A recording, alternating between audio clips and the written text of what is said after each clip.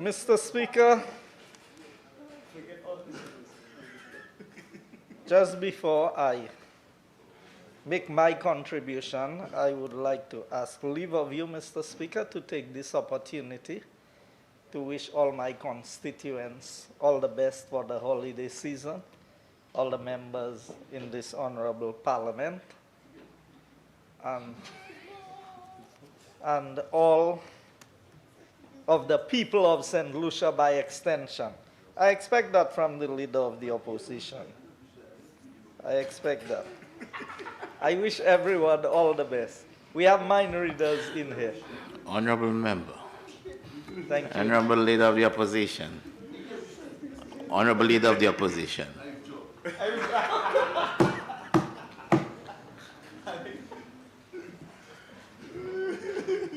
Thank you, Mr. Speaker.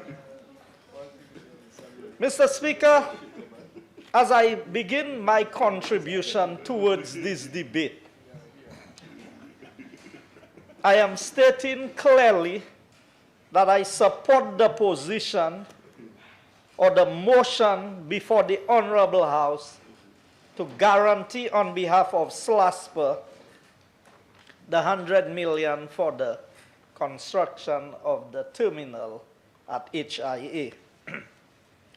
I must express special thanks to the government and people of Taiwan for their intervention in this matter in facilitating a loan of this nature at the concessionary rates that we are getting it to help in the development program of St. Lucia. And over the years, Mr. Speaker, Taiwan's contribution to St. Lucia can be seen across the length and breadth of this country, in small projects, in big projects, in mid-sized projects, and in projects that are not even readily seen, but projects that have impacted the lives and the development of our people, even in terms of the number of students who are in Taiwan studying today. So there is a lot to be grateful for when you have good friends in government, when as a country you get the opportunity to work with other persons of like minds in terms of what is there. I will tell you, I will choose not to go there today, Mr. Speaker, but I will tell the members opposite, I have enough knowledge of what transpired when the stadium was built in Vieux-Fort. I have enough knowledge, and the member for Vieux-Fort South is well aware when he made the statements about whether there were negotiations and whether, almost implying that the arms of the Taiwanese government was twisted. That's not how we negotiate. I know that I serve in a cabinet with a prime minister who is honest and straightforward and does not play one against the other.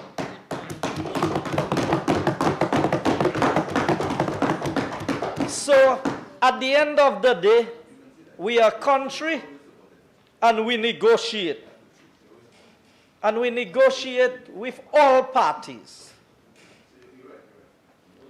We negotiate with all parties. But you see, Mr. Speaker, it is important that persons who have been called to the highest office in this country must recognize that when they are no longer in the position that they used to be, that there is something that we must still hold, which is integrity to the office that we once occupied.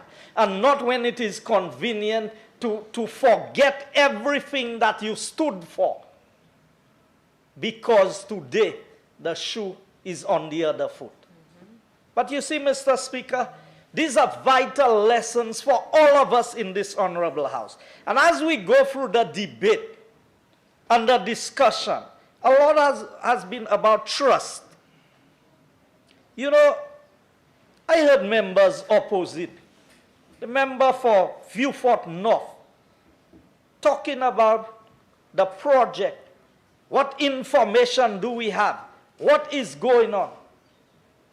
I got, as a member of parliament, I got more information from the IFC about the project than I did from the government of the day.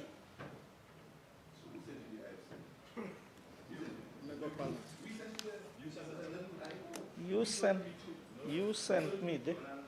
I thought the IFC was an independent body. So today I am to understand that it was the government that directed the IFC to meet with the opposition? Oh. So if I am to insinuate, so if you told them to meet with us and they met with us, I am assuming that other things you would tell them to do, they would have done it. That doesn't make sense? It's irrelevant? Okay. Mr. Speaker, through you. I heard the member talk about the plans for the airport, and they don't know what is happening. Mr. Speaker, these same plans that we are talking about, when under the previous UWP administration, and let me put the timelines in perspective, the actual airport, real discussion on the airport and the project started in 2009. And by 2011, we were no longer in office. And remember, in 2010, we dealt with Hurricane Thomas, which diverted all attention from every other major project to the rebuilding after Hurricane Thomas and the recovery effort. This government, the members opposite today, Mr. Speaker, who seem to have the answer when they're in opposition, but are clueless when they are in government as to how to do it. So, they had 5 years in government. They inherited a project that was on its way. And the member for Viewfort South spoke about Hansard. Hansard will show that I stood in this honorable house and I said to the member for Viewfort South, then Prime Minister, I said to him, you can get rid of the contractor. You can throw out everything that we did. But the project is a good project for St. Lucia. I don't care who you choose. Do the project. What did he do, Mr. Speaker? Today, we are struggling to build the airport. But the then government of the Labour Party took a decision, Mr. Speaker, to stop the airport development tax that would have realized in excess of $130 million in the 4 years. Because remember, they didn't stop it immediately. So, understanding what is in question there, this government gave up almost $200 million that could have paid for maybe half of the project, half the cost of the project. And I'm supposed to take financial advice from the person sitting opposite there.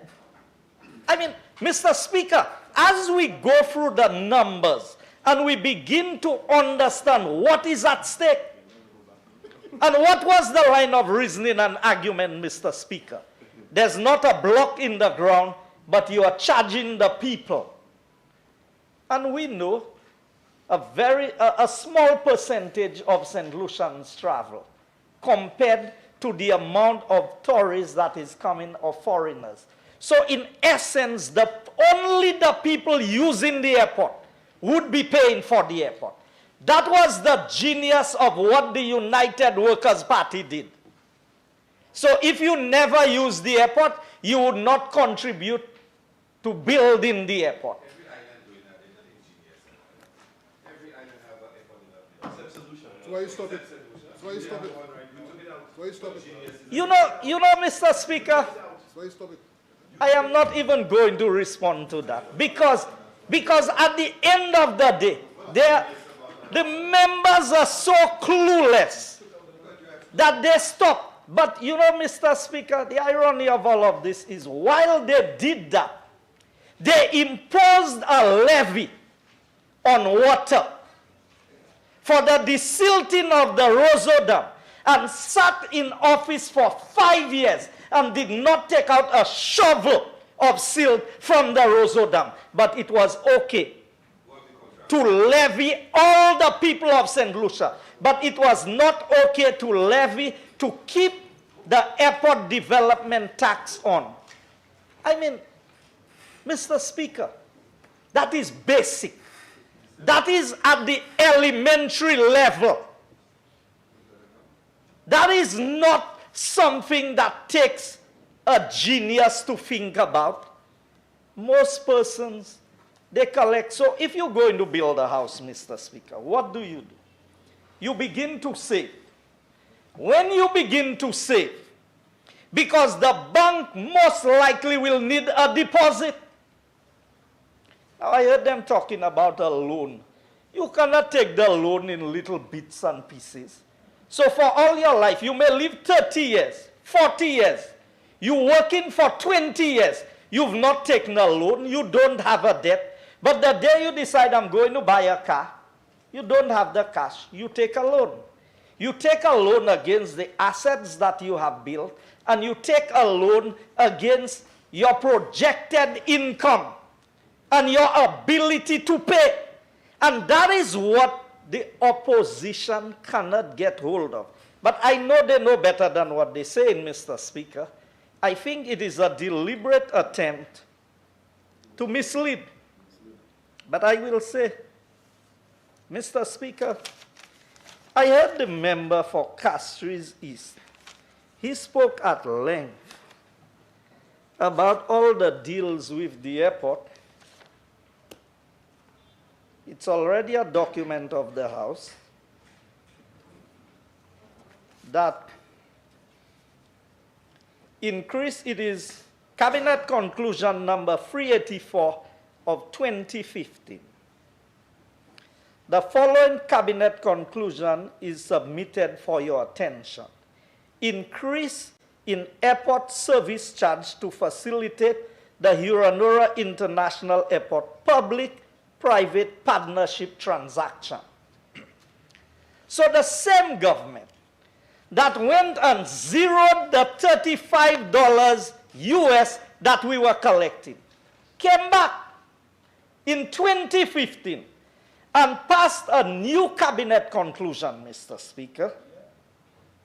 An increase in the airport service charge in the amount of $30 US per passenger. The new airport service charge will be US $55. Here we go. Now is it right? $55.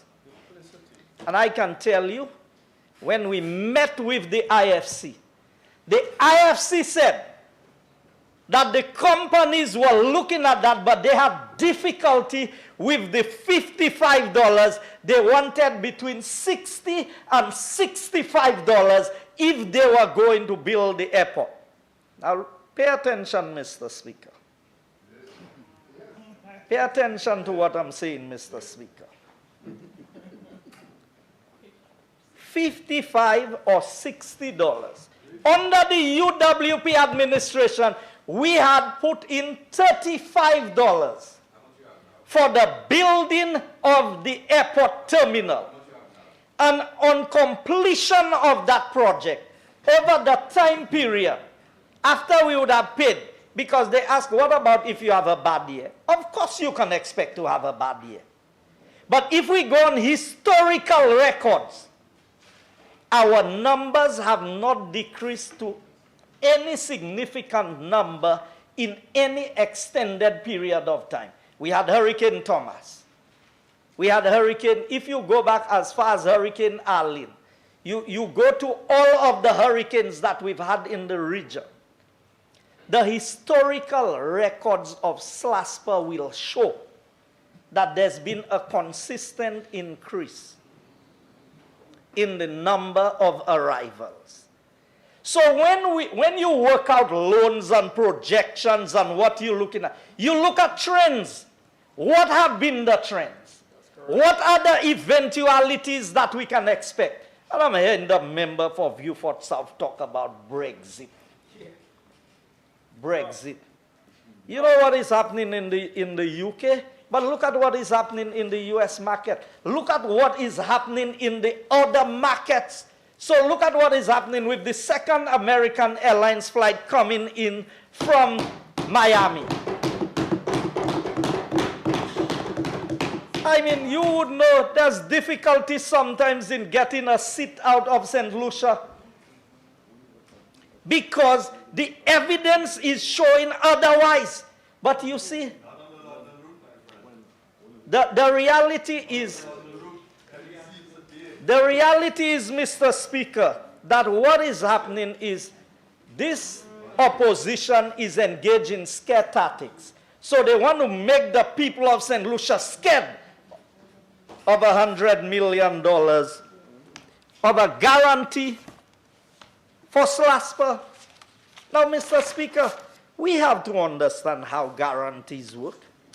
This is not part of central government debt. This is part of the national debt profile of the country. So the only time the government is going to be called upon, Mr. Speaker, is if there is a default in the payment by SLASPA. I mean, when you sign a guarantee for a loan for somebody, as long as the person is servicing the loan, you are not required to pay. You are only called upon. And this government should know enough. The members opposite should know enough about guarantees and about the call on guarantees. And Mr. Speaker, we are negotiating loans under the terms of St. Lucia. And it's already a document of the House. The Ramsahoy Report, Commission of Inquiry, page 8.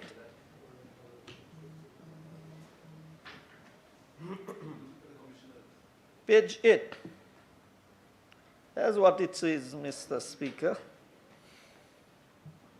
It says, the government of St. Lucia agreed to enter into a guarantee and indemnify the agreement with the Royal Merchant Bank of Trinidad and Tobago under the laws of Trinidad, not under the laws of St. Lucia. Now, Mr. Speaker, if we have to go on historical records and the issue of trust, we must know what we are dealing with in this honorable House. Because, Mr. Speaker,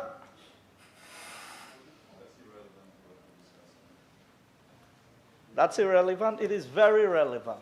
Because, Mr. Speaker, we are showing trends in giving guarantees in this honorable House, not directly to the government. This is not a government loan. So I am establishing a trend of past records.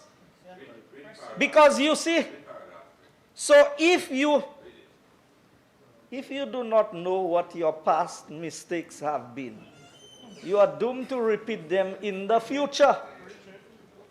So on page 8 it says,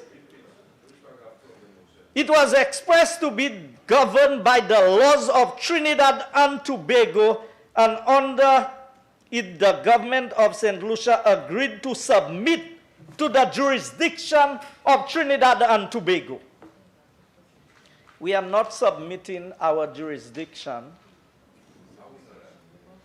We at SLASPA is taking a loan, and Mr. Speaker, all the government is doing is giving a guarantee to SLASPA. Now they say we make it look so simple. They say we make it look so simple. But isn't it simple? What is the track record of SLASPA? And I heard the member for Viewfort South trying to paint such a bad picture of SLASPA, to say that SLASPA cannot get accounts. SLASPA's account was closed and the bank would not, and the AFD would not.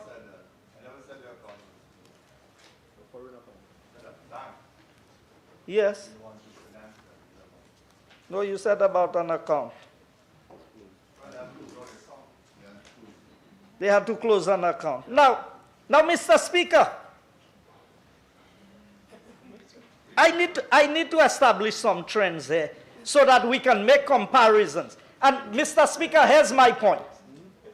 While I want to value what is being said by the opposition, but when I go on the track record, I have to be very measured in what I take from what the opposition is saying. So on page 11 of the same report, it says, Frenwell Limited was not shown to have assets, and it did default. Our inquiry into the formation of Frenwell Limited shows that it was allegedly formed at the request of the government of St. Lucia as a device to deal with the payment of the sum of $12,750,000, which was the total amount of the government of St. Lucia agreed to guarantee under the development and concession agreement of 17th December 1997. So I don't have to be concerned when these same people come and tell me about a concession agreement. You want to know who was involved in this process? The record is there. The record is there. Mr. Speaker, I'm always happy when they bring up matters. I heard them talk about A&M. I heard them talk about reports. Appointment, Cabinet Conclusion number 411 of 2012. Appointment to conduct forensic audit investigation. Cabinet confirmed the appointment of Mr. Robert Lindquist for the purpose of conducting a forensic investigation on behalf of the government of St. Lucia. The Attorney General, after consultation with the Prime Minister, will act on behalf of the government of St. Lucia.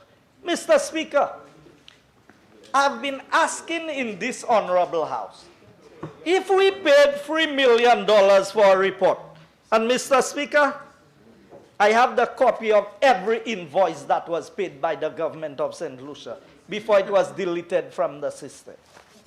How did you get that? Every invoice that was paid. How did you get that? I have it here, Mr. Speaker. So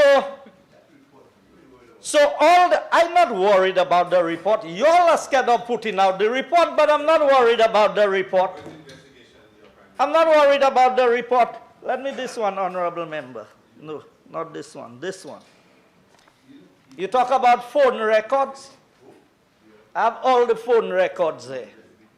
But you see, the official report is what I'm calling on them to put out. Because, Mr. Speaker, it's all well and good for honorable members to come to this honorable House and try to mislead the House with false information. And let me give you a classic example. The member for Beaufort North trying to capitalize on the name of the poor people of this country to say that the government has increased the gas for the poor people so they cannot bake and they cannot cook, and they've raised the gas, the cooking gas, by $1. Mr. Speaker, the record shows that the 22-pound cylinder went up by only 35 cents. And the 20-pound cylinder by 42 cents. And the 100-pound cylinder by $1.59. Why would an honorable member of this House try to come to this honorable House and try to capitalize on cheap politics and call the name of God, I'm a Christian and I'm this and I'm that. And that's the information you want to come and give the people, that the government don't want them to be able to bake and to cook their meat and they want to make them suffer. So you didn't go by $1 but 35 cents, so that's okay. So that's okay. $100. Not $1 but 35 cents.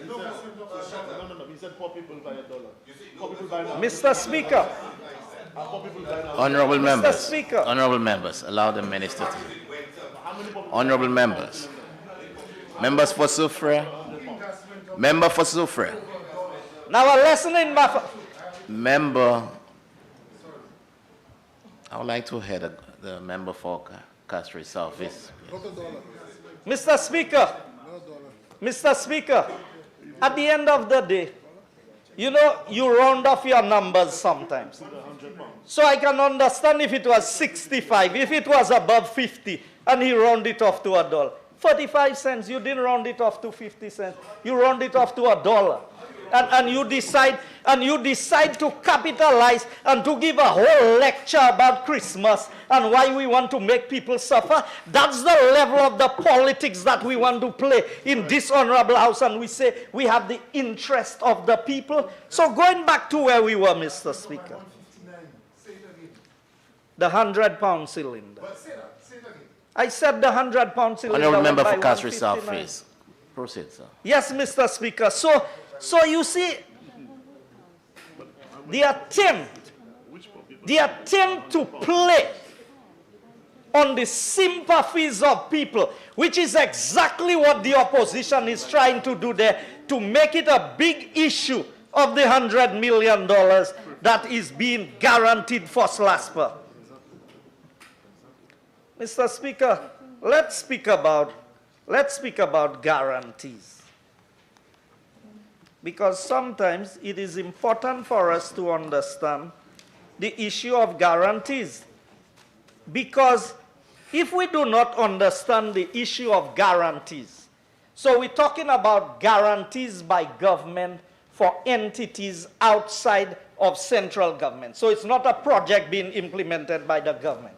On page 10 of the Ramsar report, it says, guarantees were given by the government of St. Lucia when 2 sets of bonds were issued by the hotel company for the amount of 30 million US and 6 million US respectively on the 30th of June 1998 and on the 6th of October 1999 and 16 million US on the 13th of September 1999.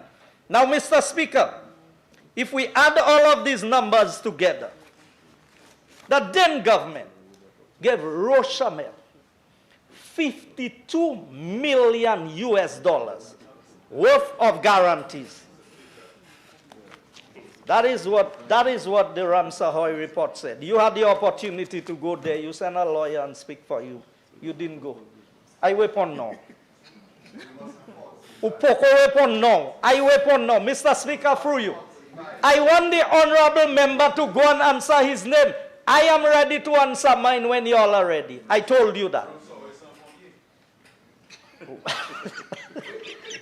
Honorable members, I understand, and I've always said, I don't mind, but let's get serious. Mr. Speaker, when they're quoting things, it's all right. It's okay. Can I ask linguists to interview you? Of course.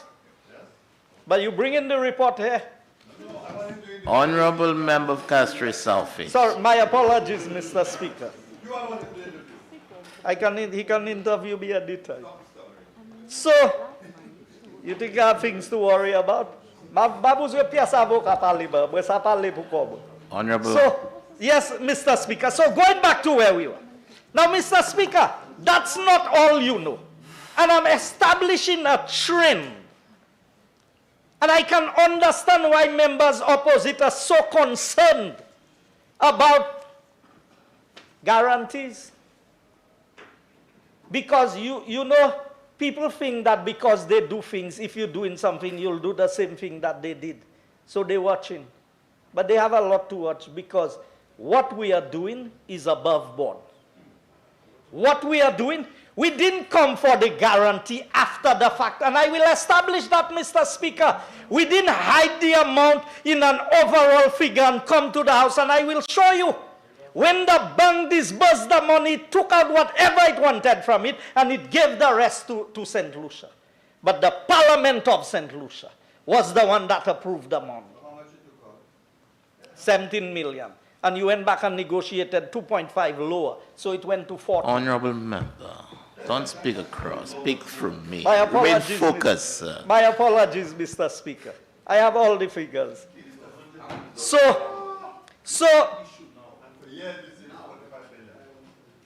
Mr. Speaker, US. 41 million is what you went for, US. So, Mr. Speaker, I'm establishing the trend. Now, outside of that $52 million, Mr. Speaker, outside of that 52 million, you know there was another 12,750,000 that was guaranteed for Frenwell. So altogether, $64,750,000 was guaranteed to an outside company for a hotel that we don't own a block in. If we don't have a pass, we cannot go there. If you don't pay your money, you cannot go there. The government of St. Lucia, I don't like hotel food, so don't look at me. If you all go there, I don't go there. So, Mr. Speaker, going back to where we were. So, $64 million of US, 64 million. So, here's what we are doing today.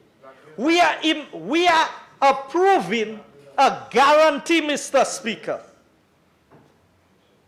We are approving a guarantee for just 100 million US. That's how much? 37 million dollars difference.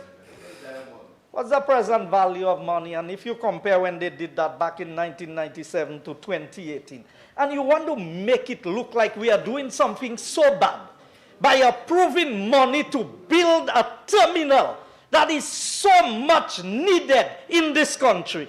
But you know what the report says that's interesting, Mr. Speaker? Frenwell Limited was not shown to have assets and it defaulted. Our inquiry into the formation of Frenwell shows that it was allegedly formed at the request of the government. So why would the government ask Frenwell to form a company to get guarantees? And I'm supposed to trust the men who are giving me advice about this thing.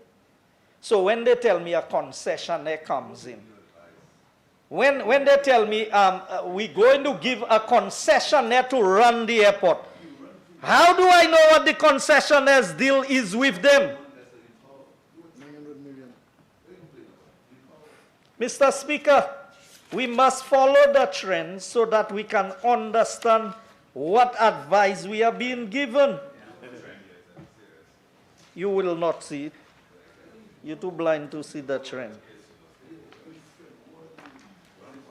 Mr. Speaker, I am showing why the opposition is behaving the manner in which they are behaving towards that borrowing for SLASPA. And I will establish the benefits of what we are doing. So, Mr. Speaker, they gave us the example. He was the one who went to Jamaica. He was the one who talked about the Jamaican model and, oh, we have a model similar. So you want me to establish the point that you didn't tell the people? That in the recommendation that you proposing from the IFC report, that the interest rate that was proposed is 8%.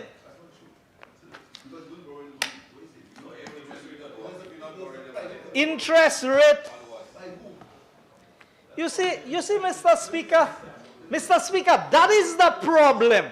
That is the problem in this honorable house, you know. Because the members opposite want to make people believe that some fairy godmother will come and build an airport for you free of charge. Because that's what they've been saying, Mr. Speaker. Oh, no debt to the country. So you get in the airport free of charge. But they always say the devil is in the details. So they've guaranteed, the proposal guarantees the company 15% return on investment. Hold on, I'm coming to that. Why are you so in a hurry? No. He's not focused these days. Very focused. No, he's not. He's all over the place. He's very focused. expect an internal rate of return of 15% or higher. 15%.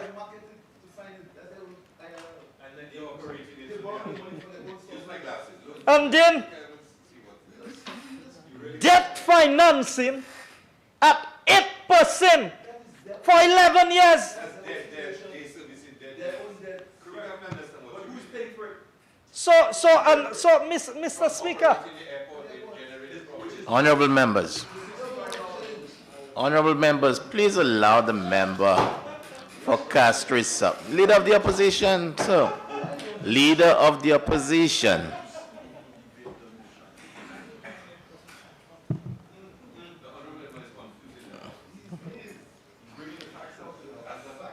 Honorable members, allow the Thank you, member Mr. for Speaker. Castries South face. Mr. And permit Speaker, me to hear what he's attempting to say. Mr. Speaker, the member for Castries East was branding reports around and saying that because they choose to use the sections of the report that was convenient. So I am telling you, if you're looking for an internal rate of return of 15% and you raise money, 15% or higher, not a fix. But what did he tell us? He said, well, LIBOR was 9% in 1989. Ask him in recent years. Then he came down to this. So LIBOR is 2 point whatever percentage. So 1.5 plus 2. So, Mr. Speaker, if I were to just look at this, and given on the numbers that we have presented that the airport can be paid back in 12 years, they were given a 30-year concession. The operator of the airport would be controlling everything for that period of time. Now, Mr. Speaker, I like my numbers. Okay? So, at the present number of people at the airport, on average, let's say 400,000. At $35, we're looking at about 15 million US a year. That is the revenue that you are going to gain at the 35. So I'm not looking at the 73. I'm only looking at the 35, which is what we applied to the airport. 5 years moratorium. It means that during the moratorium period, which is the time period when you are not paying the principal of the loan, you are just paying the interest, that you are going to accumulate, if the figures remain constant, in the region of 75 million US dollars. Okay? Then, if I were to use the same equation, with, according to the cabinet conclusion, of $55, and I use the same 400,000 passengers, and I go to the rate of 30 years, you know how much money would be collected during that time in EC dollars? 1 billion. 762,000, 1,762,200,000 Now, Mr. Speaker, here are the persons who want to give financial advice.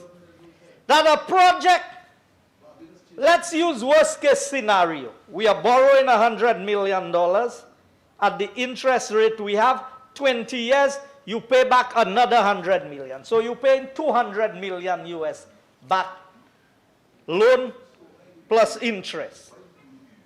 Okay? That is just about less than 600 million EC dollars.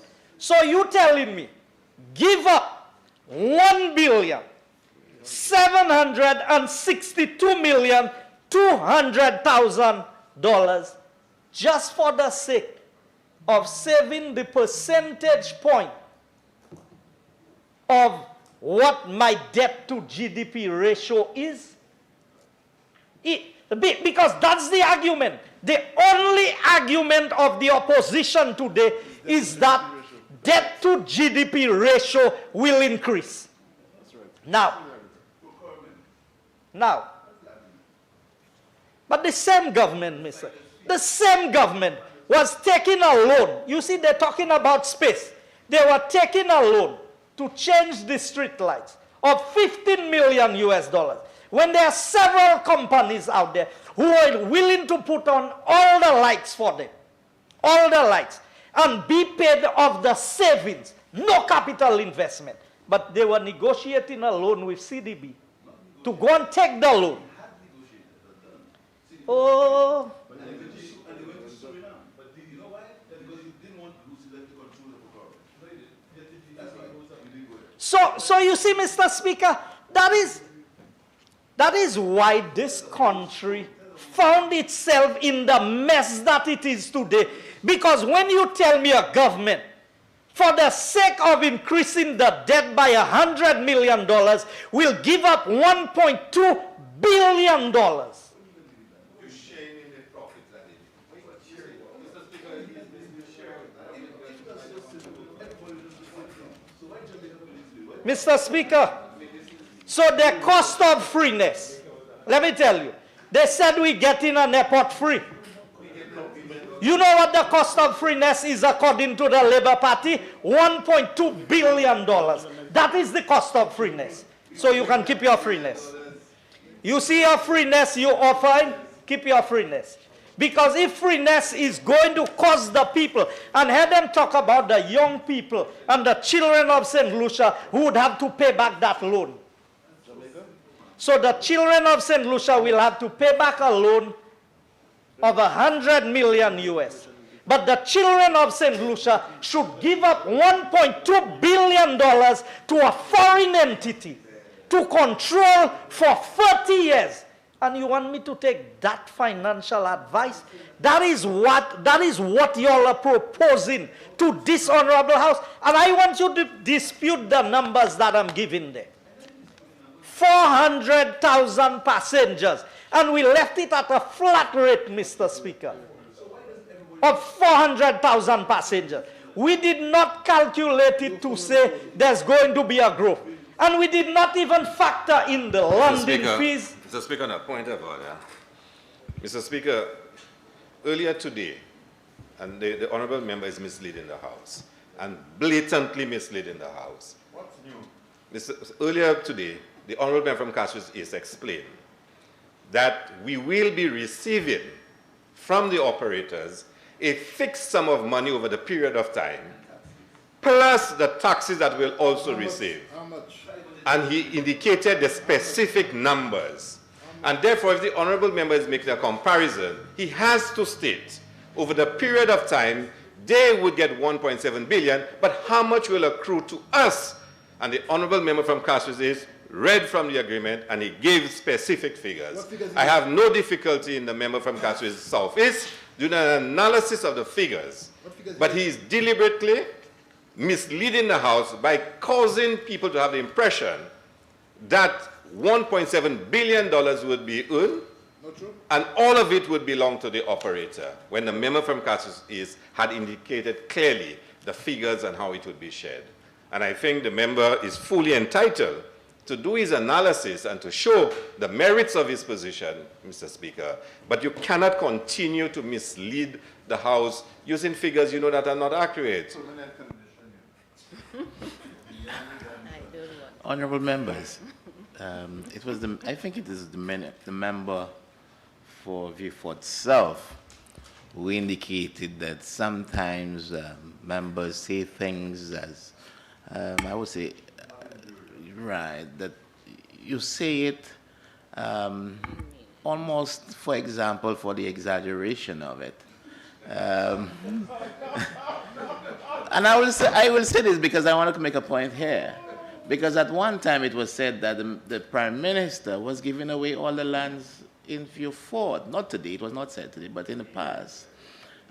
Not because he was giving the land in members' mind, or generally, it is believed that maybe the cost at which whatever agreement was so low that the member is deemed to be giving it away. But it doesn't mean that he was giving it away. There was always a cost associated with it. So I want to believe here that the member for Castries South East is saying that whatever benefits that is accruing under that agreement was so minuscule that it is technically not. You understand? So, continue, good sir. Mr. Speaker, Mr. Speaker, let me state here very clearly. I want the members opposite to dispute what I am saying here. Because here's the reality. I don't pretend that things are rosy when it's not rosy. So here's the reality. We have a classic example of a company here in the person of Lucia who's guaranteed a return on investment. Anytime you go into an arrangement with a concessionaire, the concessionaire will use every ounce of leverage within their power to keep as much of the money as possible, because everybody is in the business to make money. So when they tell me, where are the details? Because they keep on saying the agreement is there. Where's the agreement? Where are the details that they ever provided? So I'm supposed to take the word of the member for Castries East who told me, oh, we are going to get that in return. So when they say that the cost of operation is X amount, who is going to dispute that? Who's going to dispute it? Honourable member for Castries Office, please be advised you have 15 minutes left. Thank you, Mr. Speaker. So Mr. Speaker, going on, because they tell us that's freeness. Okay? Freeness, there's nothing free, Mr. Speaker. We are paying for the airport. We are paying 4 times the price we would pay for the airport if we did it ourselves. So the reality is, this government was faced with the scenario of making a decision as to how we move forward with this project. Because as all members have agreed, there is no question that an airport is needed. And it's needed now. What was the easiest process to be able to accomplish that? Because I'm not going to have that argument with them, Mr. Speaker. They clearly showed that they were incapable of delivering an airport after 5 years in government. They found everything. They criticized the plans. They bought the same plans. Ask them how much they paid for it. They paid over $5 million for the same plans that the United Workers' Party government had not paid a cent for. But what did they come? Go back on the record, and you will see on Hansard, Mr. Speaker, that they said these plans were no good, that we took some fellas who are clueless about airports to design airports, and they don't know anything. They turned behind our back secretly, Mr. Speaker, and they bought the design. We are using the same design today. The same design, they said that was not good, because they thought we would not know that they went and bought it for over $5 million. So, Mr. Speaker, when members debate these things, we must be fair. And when I did my calculations, Mr. Speaker, if I get to control, as the government, we get to control the 1,228,200,000. Why should I risk putting it in the hands of a concessionaire? And then I have to go by what he says. Because you know what these concessionaires do? They will bring a manager. So we're now paying a manager at Slaspa maybe $10,000. They will bring a manager and they'll pay him $40,000 US to do the same thing that the manager in St. Lucia was doing for a much lower price. Because it's all of that becomes the cost of operation. So we had to make a decision. And as a government, when we evaluated what was before us, what is the best decision we could make for the future generations of this country. Take a loan of 100 million, pay it off in 12 years, and all the cream that we are talking about. I don't have to suppose. Your motion was for 30 years.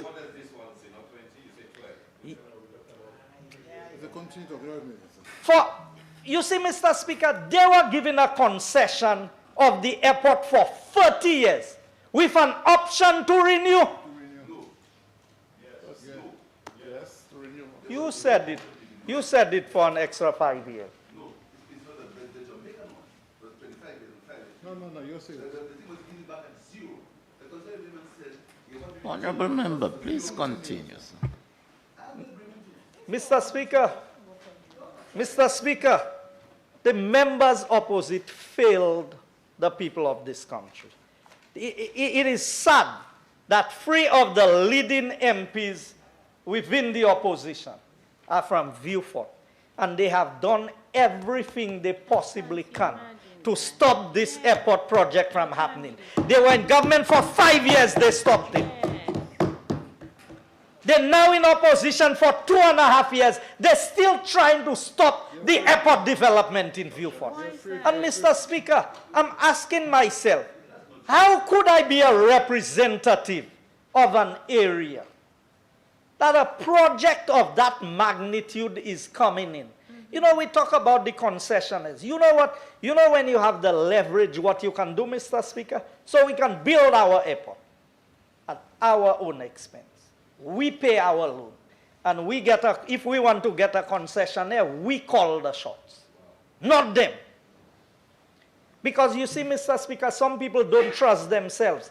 And because they cannot trust themselves, what they do is they do things that appear to be transparent.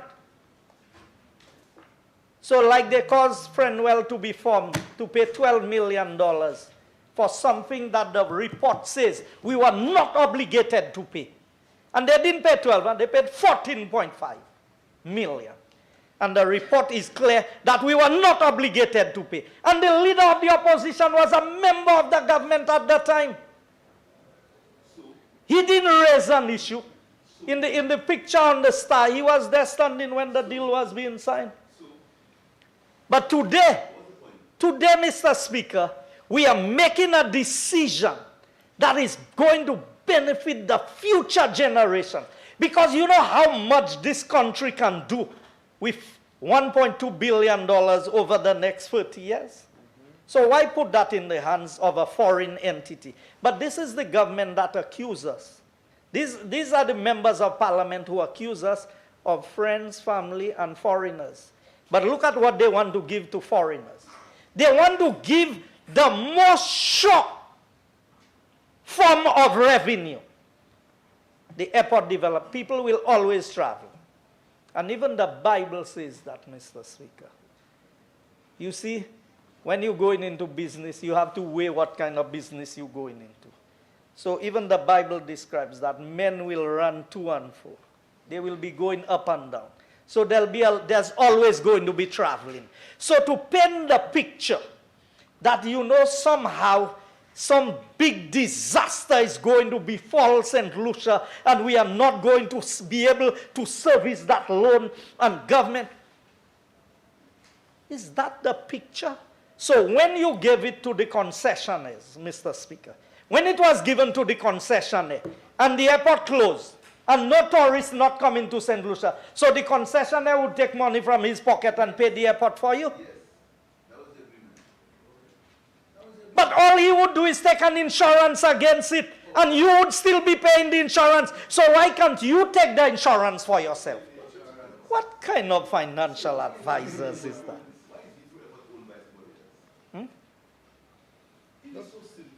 Not because somebody do it, you have to do it. Because, you see, Because somebody do, you have to do it. Honorable Mr. member. Speaker, there are two words that I pay attention to. They are conformers and they are transformers. All they can do is conform to what somebody else has done before. We are transformers, and we are transforming the economy of this country. We are transforming the landscape of this country. That is what this government is doing. So our projects are transformative in nature. It is not conforming. Sometimes we go through the motions and we do things. Professor. But at the end of the day, Mr. Speaker, Transformative leadership. yes, that is what we have. So at the end of the day, and the people will judge us. The people will judge the delivery of this government. And Mr. Speaker, I am confident that the decision being made in this honorable house on the HIA development project, that this is the best solution, this is the best decision that is going to bring the highest financial benefit to St. Lucia in the long run. I thank you, Mr. Speaker.